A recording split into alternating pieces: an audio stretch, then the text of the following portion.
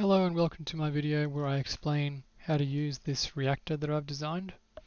It's a reactor that uses 6 impact reactors and you only have to send in the sand, lead, coal and titanium to run it and some kickstarting power. So I've got 3600 here. You need at least 2300, preferably a little more, just to fill up the batteries. So you don't need to build all 6 reactors straight from the beginning, you just need to build this one. This is the key reactor that controls power flow and restarting if there's a failure. So you can leave the rest out until you need them, or you can just build them straight away.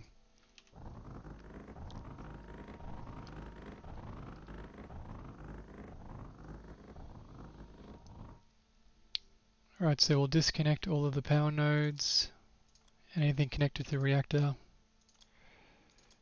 I like doing this so that there's a more easier to follow connection between all the power nodes. Then you reconnect them all anti-clockwise, like this.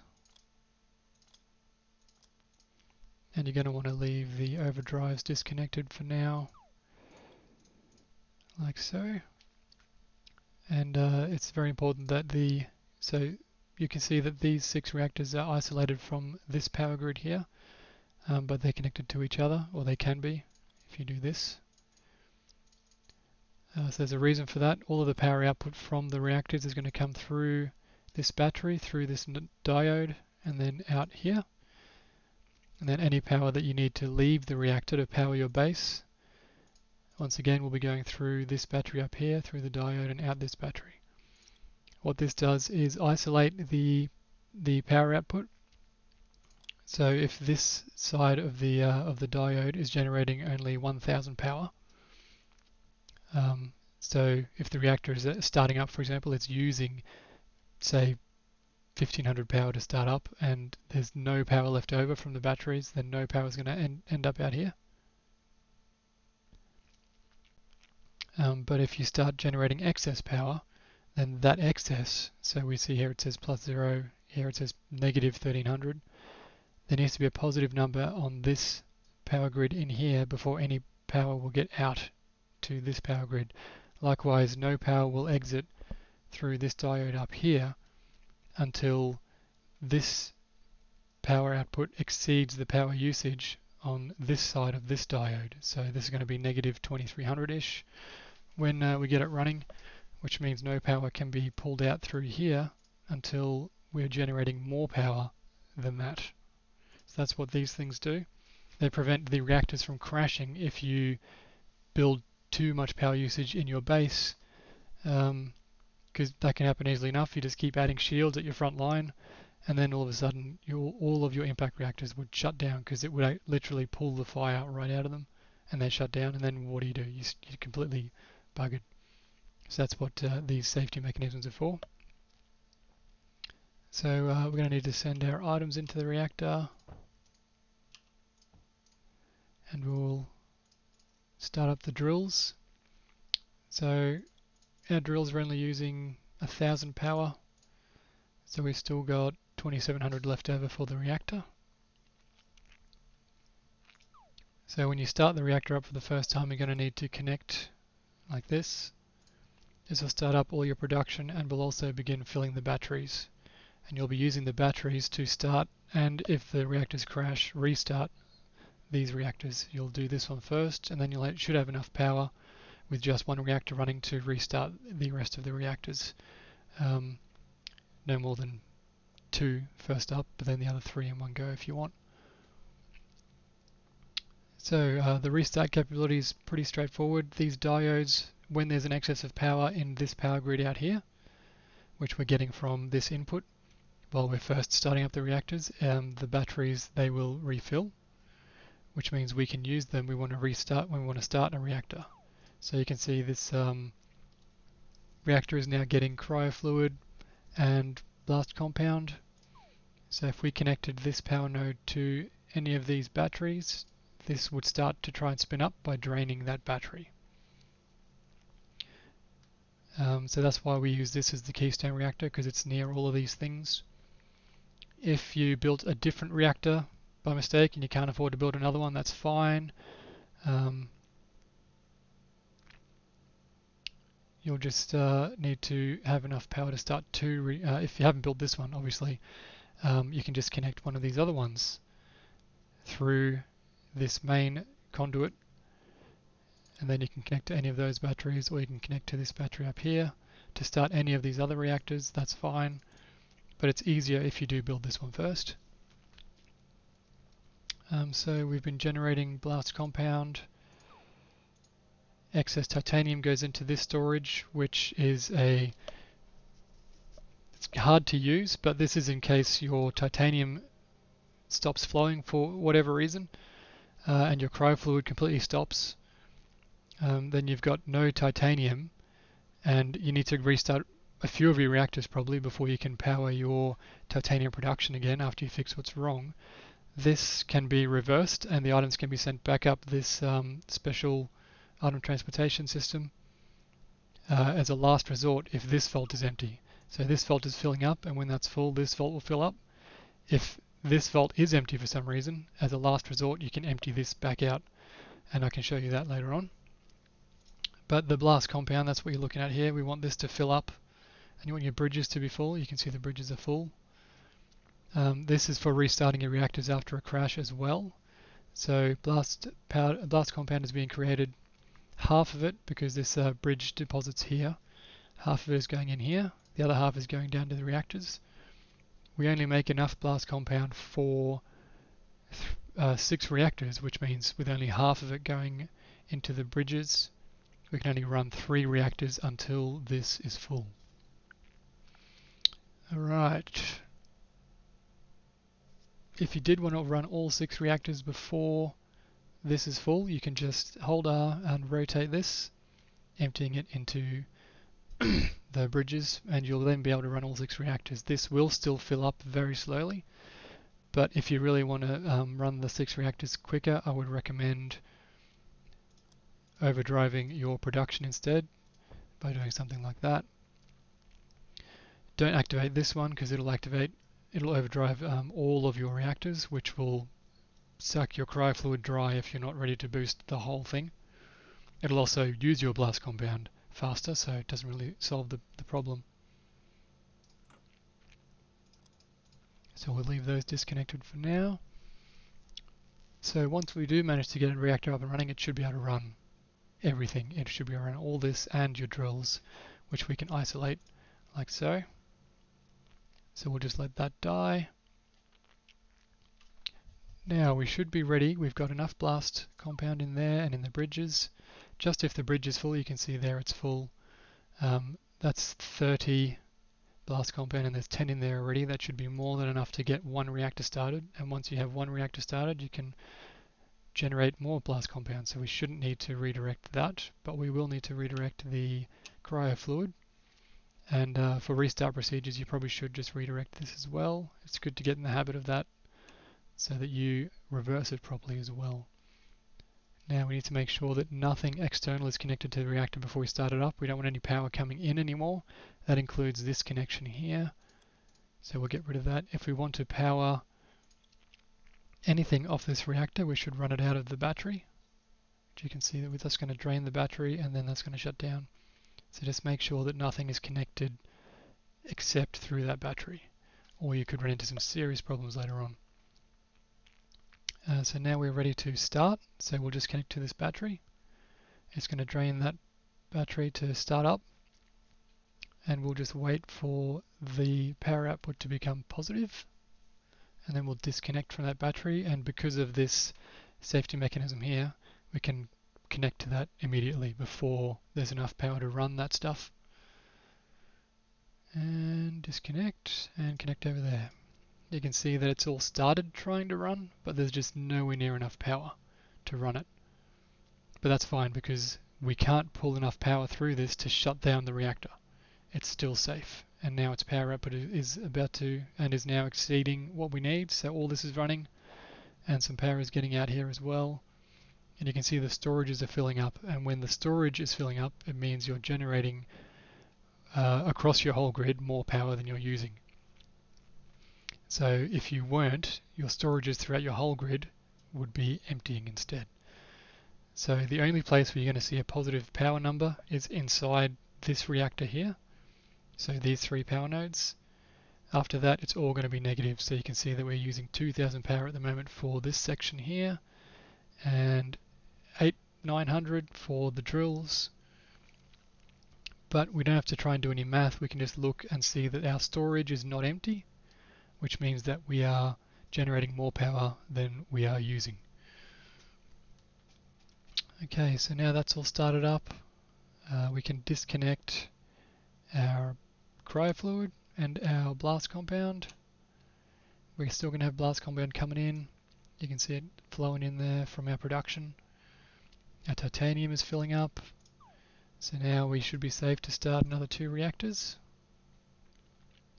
With this guy generating a bunch of power, at worst, this would maybe deplete the cryofluid if there wasn't enough power left to run all of these guys at full capacity. But starting 2, when you've got 1 at full capacity, is safe. Now once we've got plus 6,000 there now. We could start the rest of the reactors, but only if we use our storage. I'm not going to do that. I'm going to leave the storage to fill and just run the 3 reactors. So that's all set up and running now, and we can have a quick discussion about, I can quickly discuss the other aspects of this that might be worth isolating and taking care of. So this should be your main output, so this power grid here. Now if you wanted to isolate the drills or mechanisms that are generating your materials, so your sand and your lead and your titanium, I would recommend that. So to do that, you can just take this this power isolator and make a second one. So the way this will work when you have more than one isolator connected, each of these has an equal share of power. So I'll put one over here as well. So what that means is if we're generating, say, 3,000 power, then only 3,000, like if this was plus 3,000 in here, only 3,000 power would be able to leave the system if there was 3,000 power left over after this power usage here. And if we were trying to pull 3,000 power from here, and 100 power from here, and 500 power from here, then this guy could get his 500, and this guy could get his 100, and this guy would get whatever is left. He can't pull more than his fair share, so they all get first dibs on a third of the power, because there's three ways for the power to leave, and they all get dibs on 1/3 of it. Whatever they don't use is still in the pool for the other 2 to use, and if there's any left over, the last guy gets to use that. That's pretty much how it works. So by isolating your titanium production like this, and your lead production and coal production, you can run this power out to your main base.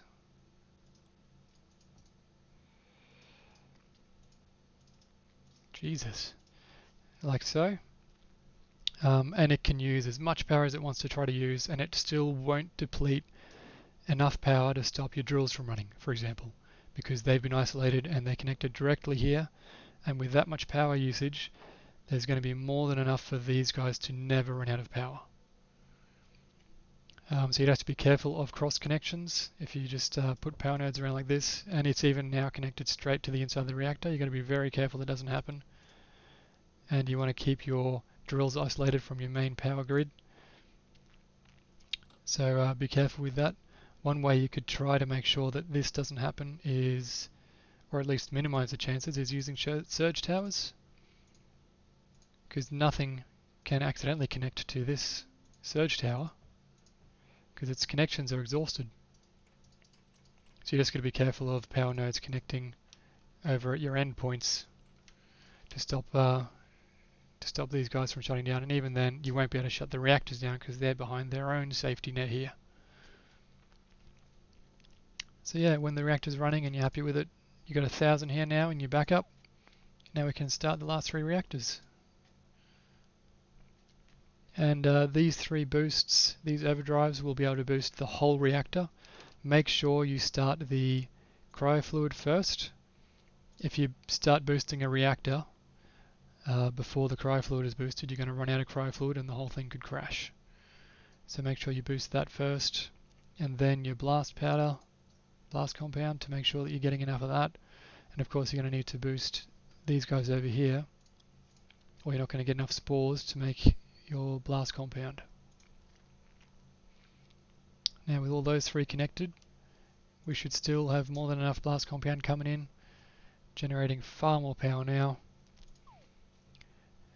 What you'll find, so one of the reasons this is over here, this isolator, instead of just having that isolator over there, is that when these reactors are powered using an overdrive, they can get a bit glitchy depending on how busy your map is or if there's some lag, and periodically the reactors will not be boosted for an instant, and that drop in power can cause all sorts of problems with producing enough cryofluid.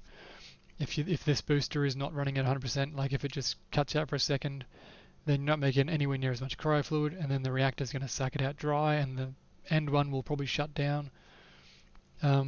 That's mostly fixed using this setup here, but if you start seeing that happening, you can mouse over a reactor and you can see the power output is 9450.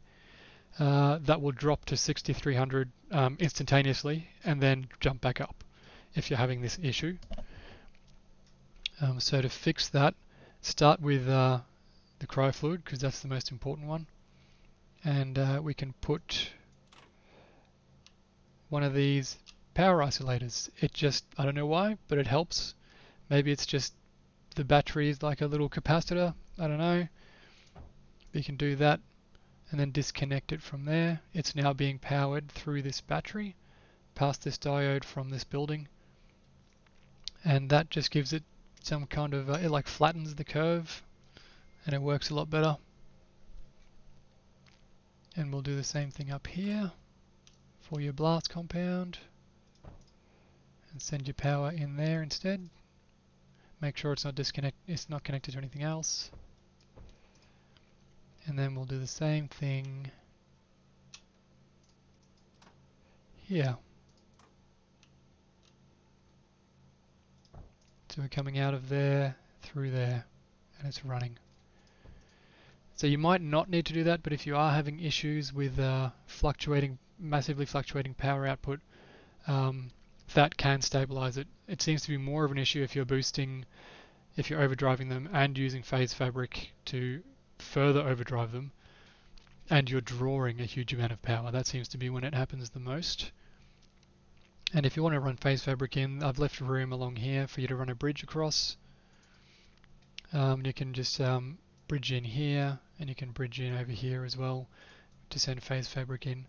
You might just have to move the diodes around a bit if you can't get through, or you can have them leaking out over here if you want, whatever it takes. Or you can run your bridge straight across to there, maybe. I don't know. You can figure that out.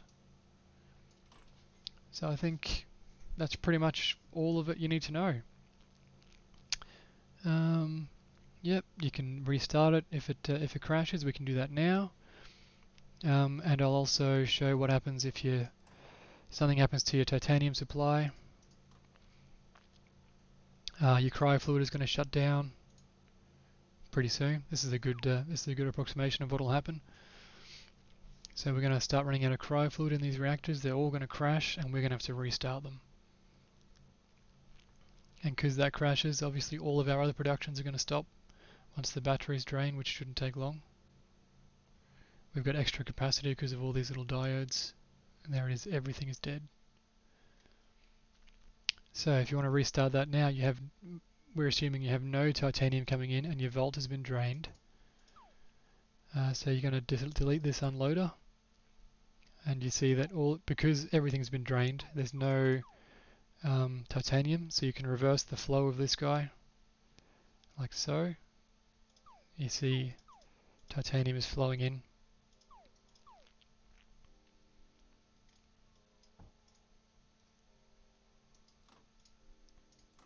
I'll leave that empty just so it's an accurate representation. So now we've got titanium in these. We still need to power them to generate fluid, but as it happens, we've got our backup here. We've got our backup blast compound. So we'll disconnect from there. Disconnect all these reactors, or they're going to kick off and ruin our day. So reset it to this position. Now we can connect to a battery, kick off this reactor.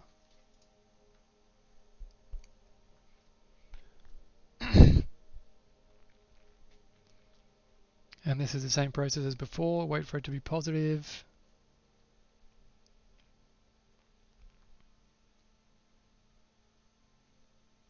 And as soon as it's positive, you can disconnect from the battery and connect to the output. Now that's going to start making some cryo fluid, like so. And we're using our backup vault of titanium.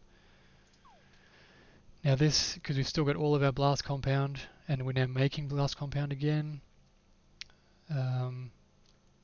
Right, so we'll disconnect our backup cryo fluid. We can even disconnect this guy and start up 2 more reactors.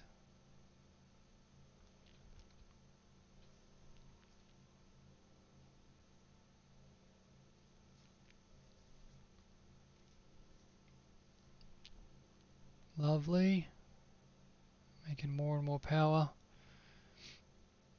You can see with the plastanium overflowing, not plastanium, what's that? Pyrrhotite? That's overflowing, which means we're fully supplying our blast compound factory, which means we're making more than enough blast compound. You can see the bridges are full to run the other reactors as well. So with plus 18,000, we are free to start up all 3 of those. Now this titanium is going to start depleting pretty quickly, but the idea is that once you're generating this much power, your power grid should be back online, powering your titanium production. So then what you want to do is turn this around to quickly actually. This is very important. So you got titanium coming in, your storage is filling. Before you put your unloader back in, you need to connect your backup fluid and then quickly rotate that off, and then put your unloader in. Like so. Now we've got titanium coming in. So you've got to do it in that order or you'll clog these gates. These gates need to be empty. So if these guys are running, they'll be sucking the titanium out, and then the items that were going this way will be gone, and you can send items that way again. So that's how that works. And now we've got cryo fluid is filling up. We'll just disconnect that. And there we go. Now this is filling up again.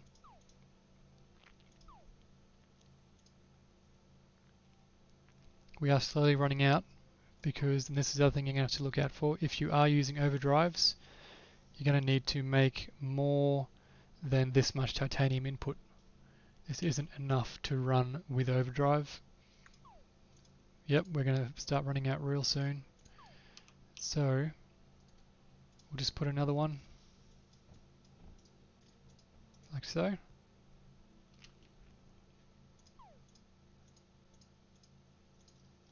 And hopefully that should be enough to start filling up again. Yeah. Easy. And if you're using phase fabric boosted overdrive projectors, you're going to need more than 1 full belt of lead and sand. It's not much more, but you're either going to have to make sure that your production and the input belts for them are boosted, or run multiple belts down to make sure that you can get the materials in there fast enough to sustain your pyrrhotite construction. And I think that is literally everything you need to know about this reactor. So yeah, good luck with those. It's very easy to use once you go through all the motions a few times. And yeah, I hope it comes in handy. Thank you very much.